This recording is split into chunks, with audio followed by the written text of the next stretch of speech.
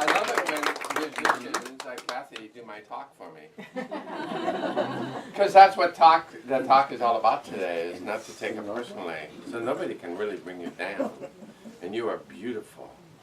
You are all beautiful. We are beautiful. And it's the song inside ourselves that we sing to ourselves, that we remind ourselves that we are beautiful. It's amazing that I started working on this talk about a week ago, and so of course the divine said, "Oh, would you like some examples?"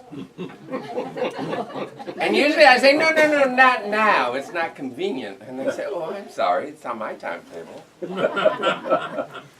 Because what we do is, I don't know how many of us are aware of the negative self-talk we do.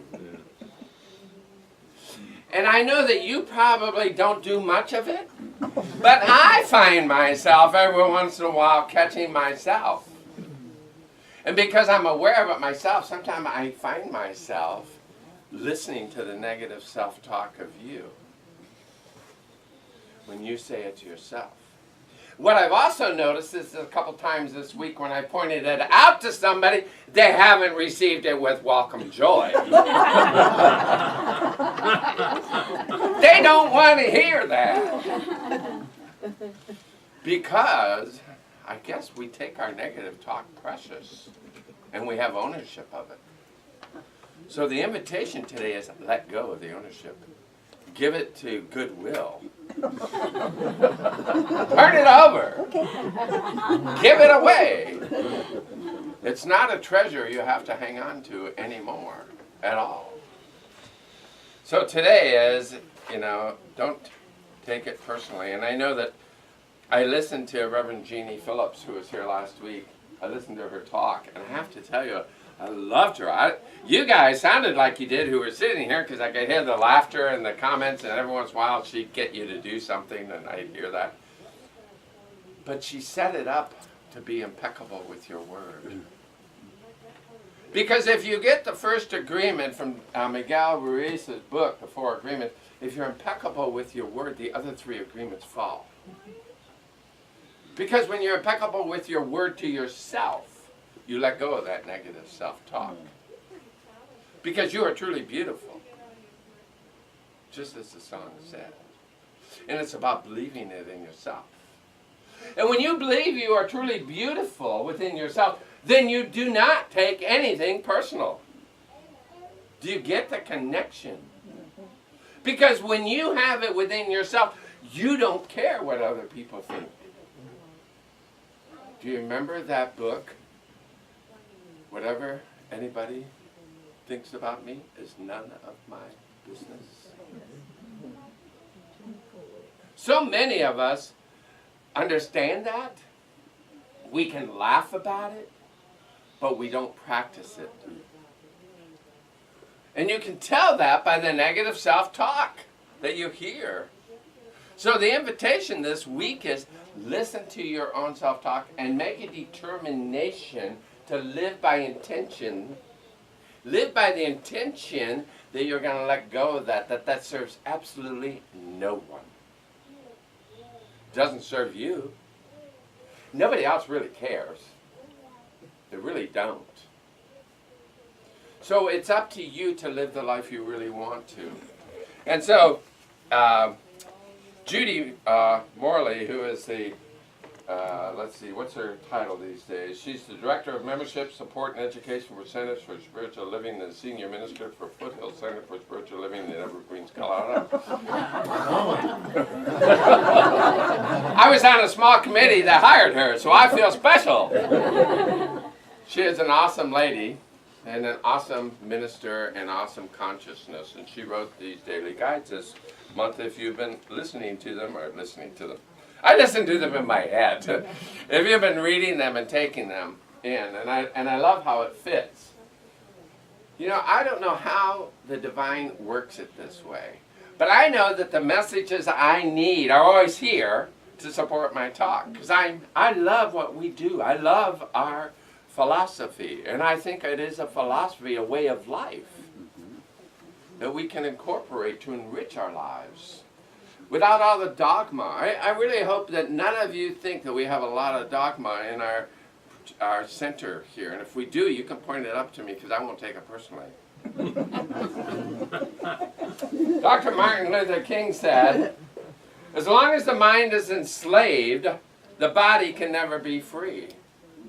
As long as the mind is enslaved, the body can never be free. Psychological freedom and a firm sense of self-esteem is the most powerful weapon against the long night of the physical slavery. I love that. Self-esteem, right?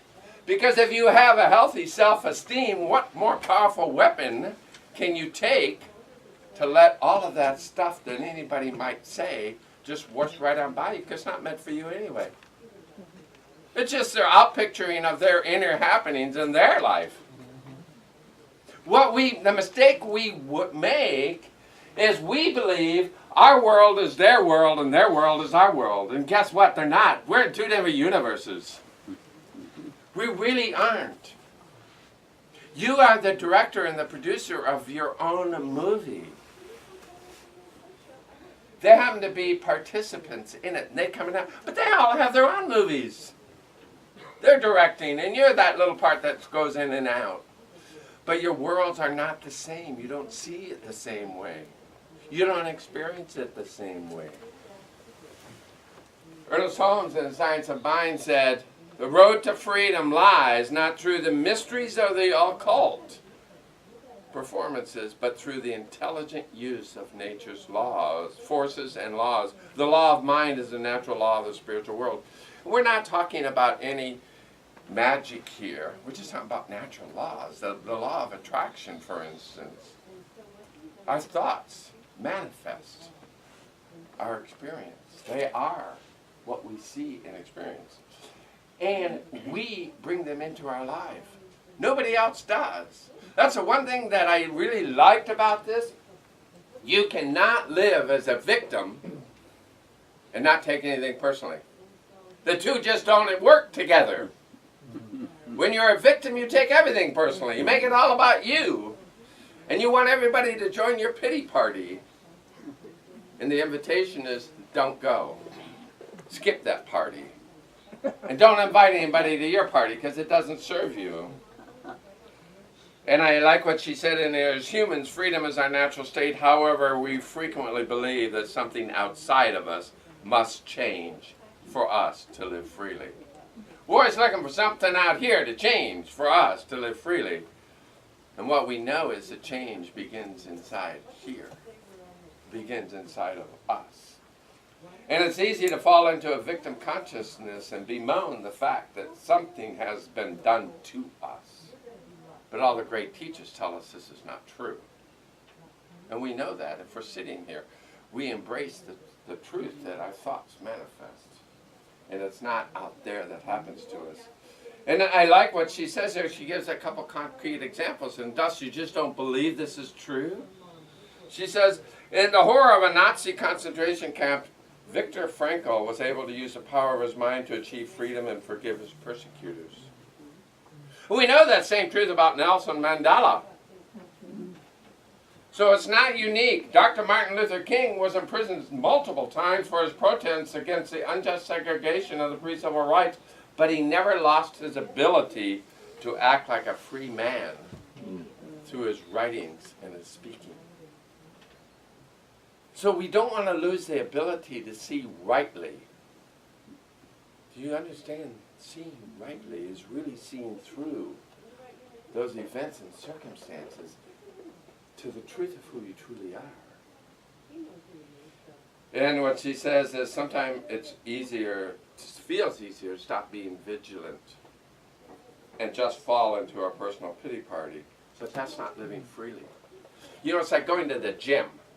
Our muscles don't get stronger just by themselves. By sitting on the sofa or laying in bed is not physical exercise.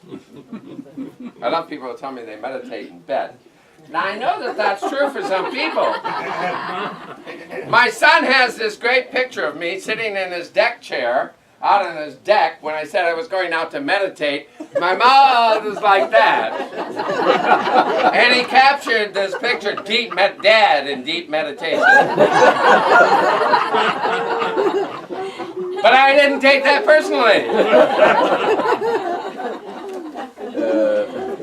So, nothing people do, Miguel says, nothing people do is because of you. Nothing people do is because of you. Remember what I said a little bit ago about we each have our own movies? And we each have our own world, really. And what we confuse is we think their world is our world and our world is their world, and they're really not. And it's because of themselves. All people live in their own dream, in their own mind. And it's most important if you remember that if you have a healthy self-esteem, what other people say is not only what Terry Cole Whitaker said is none of my business, but it doesn't even apply to you. And I like that in there. There's a story in there about even when people lie to you, don't take it personally. Because I had that in a work environment where this person he just would lie all the time to the point where I never could count on him, and I complained to my boss. And she said, so what in you sees the liar and feels the liar in them? And I took that very personally, because I always thought I was above all that and never lied. But what I saw is I made it all about him being in my world, and he wasn't in my world. And what Miguel says, and I think it's really true, the reason people lie is they have a fear of the truth. There's a fear that they're covering up. So we all know the people who exaggerate. Irish tend to exaggerate. That's a race-conscious thought of untruth. But we all know people who do this. Those are the little lies. And then there are the big ones that just say, I will do this. And then they don't, but they tell you they did. And then if you follow up on it, you find out they didn't. But that's nothing to do with you, really. You could take it personally, but that isn't going to get you anything. I noticed that not to take it personally, some of you may know if you follow my Facebook, my 50-odd pictures that I posted over a 3-day trip up to San Francisco and back. I had so much fun. We went up the middle of Highway 5, which only took 7 hours. We came back along the coast, which took 11 hours because we stopped at almost every beach. Went out and played in the sun. It was so beautiful when we came back on Monday. But I read this chapter last week. I have to tell you, when you travel with anybody, even though I think I'm really easy to get along with in my own mind, I'm just cool. That doesn't always work when you have another person. And you're traveling at 80 miles an hour and they're driving your car. I found out I was still a control freak. And I worried. But what I found out is that my advice wasn't always welcomed either. But if I didn't take it personally, I didn't let it have to destroy anything. Because when I don't take it personally, the fact that they didn't care about my suggestions. And who knew who was right? It didn't really matter. That was the other thing that I sat and as I sat on that trip and I would make. I had to change my bracelet twice, so it never really made it.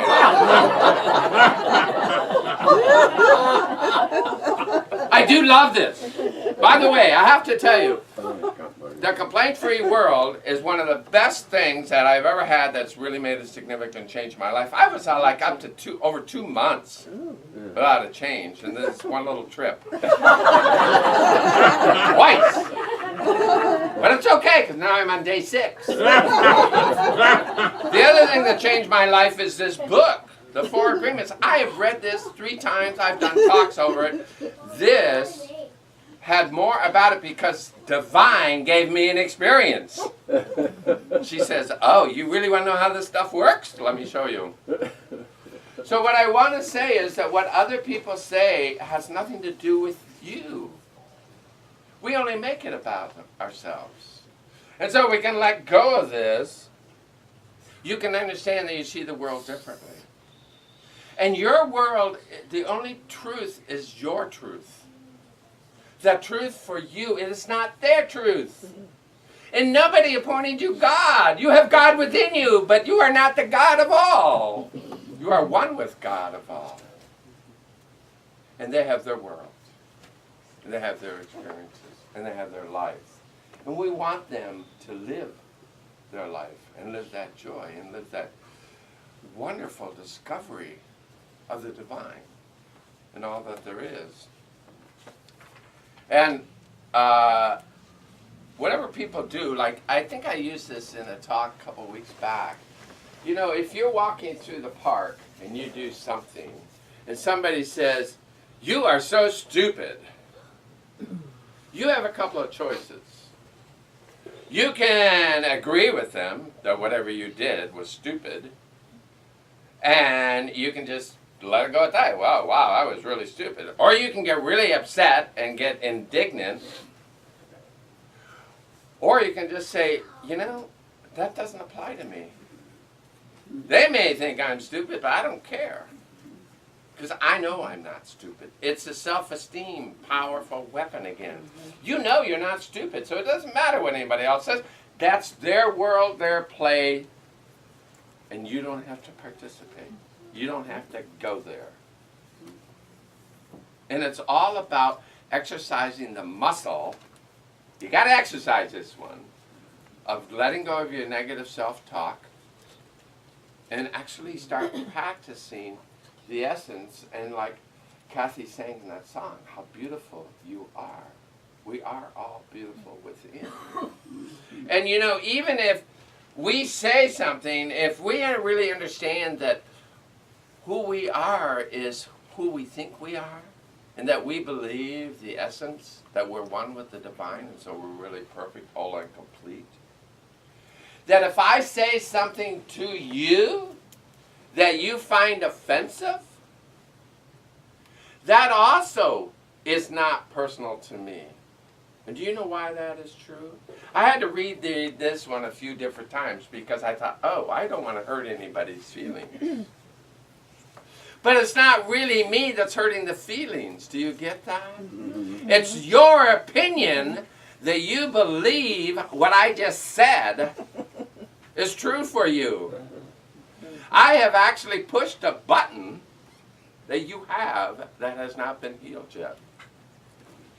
So while I would love to be compassionate, I probably have done you a great service, even though it may have come like a barb. It's not my intention to do that. But what we do is when other people do this for you, it's an invitation to look at what's not healed yet in you. Why did it upset you? Why did it upset you? Must be something you must believe inside of you, that there is a kernel of truth there. And there's another thing in here that I just love. Reframe the experience, right? The perfect way to end this talk about. If you don't like what you see out there, reframe it. Change it. So Winston Churchill said, a pessimist sees the difficulty in every opportunity. An optimist sees the opportunity in every difficulty. That's in today's reading. The true metaphysician is alive to all that is useful, filling his place in the events of the human race. He takes part in all its labor and in all its fun. Pessimism must be relegated to the scrap heap. This is Ernest Holmes. And I love this joke. There's an old joke about 3 umpires in a bar. It's St. Paddy's Day, right? The first one says, there's balls and there's strikes, and I just calls them as I sees them. The second umpire trying to up the first says, well, there's balls and there's strikes, and I just calls them as they are. And finally, the third umpire speaks the truth and says, there's balls and there's strikes, but they ain't nothing until I call them. And that's the truth.